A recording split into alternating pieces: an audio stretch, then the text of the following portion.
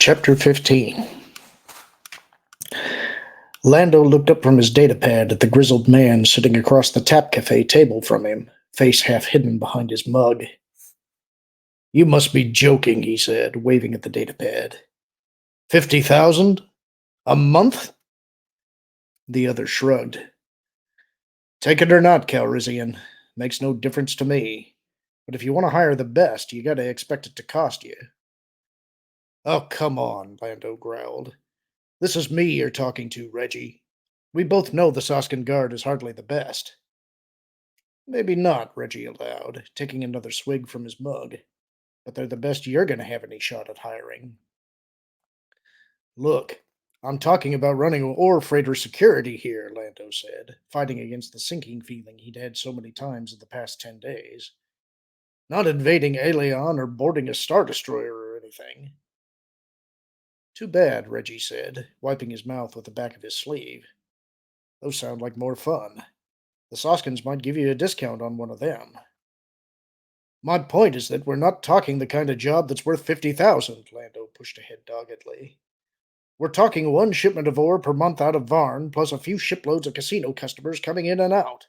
That can't be worth more than, say, 5,000 a month." Reggie sighed. "Look, Calrissian." He paused, glanced around the Tap Cafe. "Look over there," he continued, pointing across at a group of aliens hunched together around a table, their horny heads almost touching. "See those Cladiar? They've got a 600-year-old feud going with the Noras for 5 separate generations of Jedi tried to stop and couldn't. Ever heard of it?" Lando nodded. "Yes." "Good," Reggie said. "Well, with this new hands-off policy that's come out of Coruscant, they figure no one outside their sector is going to care anymore what they do to each other. Ergo, it's time to start fighting again. Now the Cladiar, they get a pretty good military. They were under Imperial guns a lot for a while, so they're in pretty good shape. The Noras were luckier, or maybe not, depending on how you look at it. They got ignored by the Empire, so they got nothing much left to fight with." Lando sighed. He could see where this was going. "So they're hiring mercenaries." "You got it, old friend," Reggie said approvingly. "They've got the Dacian shield in to guard their systems. Even talked old Doris himself out of retirement to handle logistics and strategy for them. And they're ladling out 30,000 for them. That's per day." He shook his head in disbelief.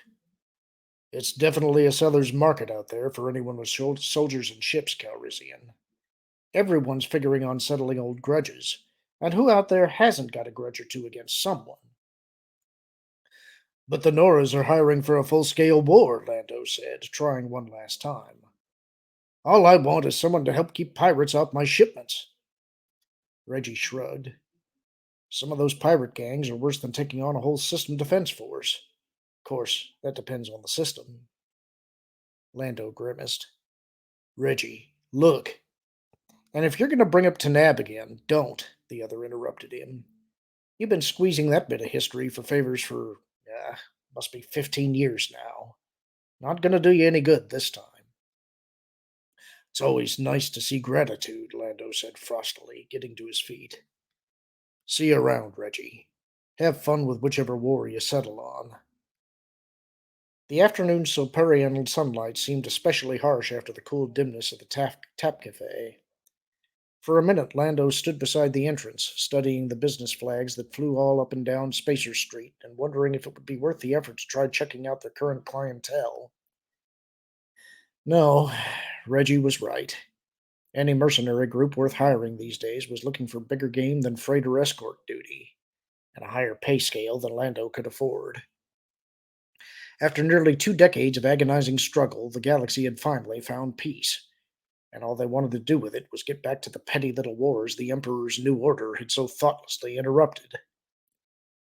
With a tired shake of his head, he turned back towards the spaceport. The noise of the crowd reached him long before he came into sight of them. It was a good-sized mob, as these things seemed to be going. Probably 300 humans and aliens, milling noisily around the entrance to Docking Bay 66. This group was better organized than most, though, with signs as well as the usual shouted demands for justice for Kamas. The mood he was in, he would have welcomed the opportunity to shove his way through them, maybe even get a chance to burn a little of the simmering resentment out of his system. But the universe wasn't going to cooperate even that far with him today. The Lady Luck was 2 bays down in 68. Muttering under his breath about people who had nothing better to do than protest something that had happened before most of them were even born, he stomped past the crowd and headed towards his bay.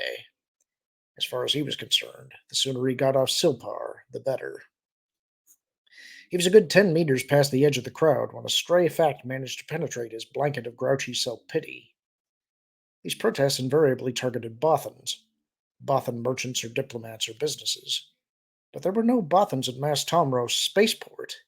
They used a different facility entirely. So what were the protesters doing here? Keeping a wary eye on the crowd, he backed into an alley out of their sight and pulled out his comlink. He keyed it to run through the Lady Luck's comm system and punched for the spaceport control center. This is Lando Calrissian in Bay 68, he identified himself to the bored voice that answered. I'd like a listing of the ships in Bay 66. There will be no need for that, a calm voice said from the alley behind him. Lando spun around, his hand twitching aside the edge of his cloak with practiced ease and landing on the butt of his holstered blaster. Standing a few meters away, decked out in full diplomatic regalia, were a pair of white-maned, leathery-faced Diamala. Yes? He asked cautiously. Can I help you? Yes, I believe you can, the taller of the two aliens said. Allow me to introduce myself. I am Parola Mayatama, Senator to the New Republic. May I confirm that my ears did not deceive me and that you are General Lando Calrissian? Former General, yes, Lando nodded, releasing his grip on his blaster and shutting off his comlink. The crowd of protesters at Bay 66 was starting to make sense now. May I confirm in turn that this is not a chance meeting? Mayatama smiled thinly, the only way Lando had ever seen a Diamal smile. You are correct, the senator assured him. My aide spotted you 5 streets away as you were approaching. One fan-shaped ear dipped to point at the Diamal beside him. We have paralleled you to this point, seeking a way to confirm your identity. You've confirmed it, Lando said. One of the more irritating Diamalan social characteristics, annoying to him anyway, was their tendency of theirs to trample the ground flat around an issue before actually getting to it. Is there some service I can perform for you? Mytamia's ear flicked in the direction of the crowd. My ship is in docking bay 66, he said. There are persons who disapprove of my government's stance on the Bothan issue. Yes, I've heard, Lando said. So it was now the Bothan issue, not the Kamas issue. Interesting. Your government wants to forgive and forget, or some such thing. The senator eyed him closely. Would you then prefer to inflict mindless vengeance against innocents? Lando spread his hands. Hey, this is politics. I'm just a simple businessman trying to turn a little profit. Myatamia eyed him a moment longer. Then one of his ears twitched. As that may be, he said cryptically. At any rate, the protesters have made their point. I have therefore appealed to the spaceport authorities to remove them so that I may return to my ship. Lando nodded. After that lethal riot on Bathawui a week ago, he can understand the senator's reluctance to try to push his way through the crowd. Let me guess. They refused to lift a finger. There is no need to guess. I can positively state that that was their response, Myatamia said. We were departing from their offices when we noticed you and made our tentative identification. I understand, Lando said. What service may I perform for you? Myatamia's other ear twitched. I wish to ask you to use your position and influence with the New Republic to intercede on my behalf. His influence with the New Republic. Right. I wish I could help you, he said. Unfortunately, I'm afraid my influence these days is limited to a select number of friends and associates, none of whom is currently on Silpar. I see. Myatamia was silent a moment. In that event, perhaps you would be willing to speak to the crowd. As a hero of the rebellion, you would have a calming influence. Lando snorted under his breath. I very much doubt my past activities would get me very far with them, Senator. There's a bad tendency these days for people to forget what happened back then. And you refuse to help me? It's not a refusal, Lando said, trying hard to be patient. It was a language thing, of course. For all their calmly logical veneer, Diamala had a tendency to use words in non standard ways. One reason why a lot of people didn't like dealing with them. I'm simply pointing out that there's nothing I can do to help you. And then a sudden thought occurred to him.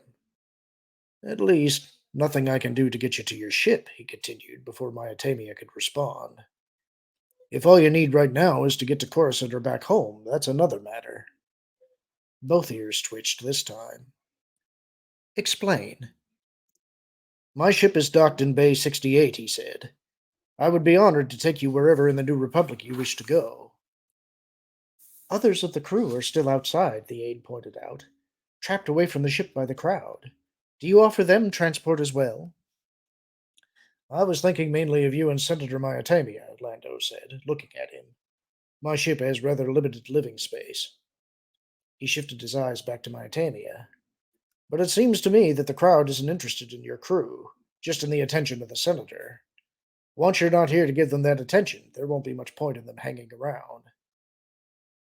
You speak reason, Myatamia said. Now speak cost. No cost, Senator, Lando assured him, waving a hand in invitation back towards his docking bay. I would be honored to have such a distinguished personage aboard my ship. The other didn't move. Speak of the cost, please.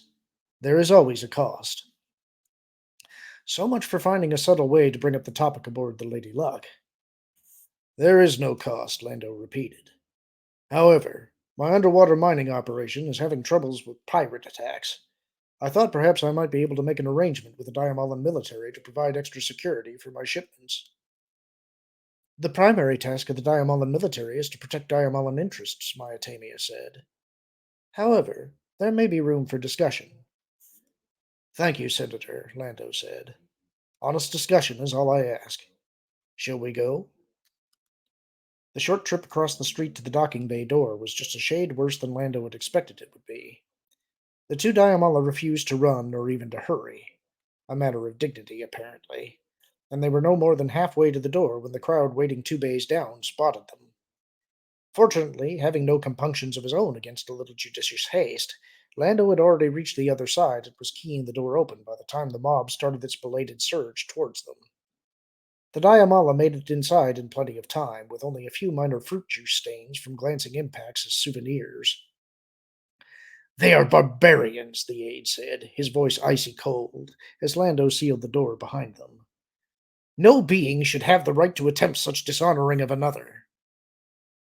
Peace, Myatamia said in the same tone as he flicked a few drops of juice from his sleeve with his fingertips. Few other beings have the wisdom or capacity for proper expression that characterize the Diamala. Rather than considering them as barbarians to be shunned or even as wrongdoers to be punished, you must see them as children who merely need instruction in civilized behavior. He looked at Lando. Do you not agree? I think any such discussion should be postponed, Senator, Lando said, not about to let himself get dragged into that kind of conversation. At least until we're safely off Silpar. You speak wisdom, Myatamia said, his ears twitching again. Please, lead the way. Tierce looked up from his display, and from his expression alone, Disra knew he'd hit solid ore. You have a target? He asked. I do indeed, Tierce said. Senator Parolo Myatamia, Diamalan representative to the New Republic. He swiveled the display around to face the other. And you'll never guess who he's hitched a ride with. Disra scanned the report, feeling his own eyes widen a little. They must be joking. Lando Calrissian? No joke, Tierce assured him. And no error, either. The reporting agent backchecked against the Mostomro spaceport lift records. Calrissian, the senator, and the senator's aide all took off together in Calrissian's yacht. Did they indeed? Disra murmured. No wonder Tierce was looking so self-satisfied. The Diamala were even louder advocates of the forgive and forget attitude than either the Mon Calamari or the Duro. An ideal choice for the little drama Tierce had in mind. And to have a close friend of Han Solo's along for the ride made it even more perfect. What's their destination? Oh, here it is. Coruscant. Yes. Tierce had called up a star chart and was laying rate of passage track lines across it. Assuming Calrissian heads straight for Coruscant, we should have no trouble intercepting them wherever we want along the way. The only question is whether Flim and I can rendezvous with the Relentless before they grab the yacht. It won't look good if they have to wait for you to show up, Disra warned. This is supposed to look like one of Thrawn's casual omniscience tricks.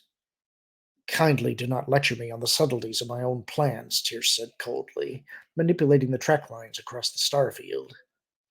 It'll be a bit tight, but I think we can manage it. Yes, Disra said, as he looked over the numbers himself. I'm still not wild about this plan, Tierce. We have no idea how the New Republic will react. Of course we know, Tierce said patiently. I've already explained all of that to you. You've given me your guesses, Disra corrected. But that's all they are. Guesses. If you're not willing to take some risks, you shouldn't have started this scheme in the first place, Tierce said, his voice chilling a few degrees. It's still not too late for you to back out if you've lost your nerve. Disra glared at him. It's not a question of my nerve, Major, he growled. It's a question of not taking unnecessary risks to achieve our objective. Tierce met his gaze evenly. This one is necessary, Your Excellency, he said. Trust me. Now, we'll need an interdictor cruiser, too. He lifted his eyebrows slightly. And we're on something of a tight schedule here. With an effort, Disra swallowed back the rest of his argument. Tierce hadn't sprung this new scheme on him until after his return from Yaga Minor, and he still wasn't sure how the guardsmen had talked him into it. But if they were going to do it, they had blazing well better do it right. Fine, he growled. Get out of my chair and I'll issue the orders. And that's the end of the chapter. Hope you enjoyed it.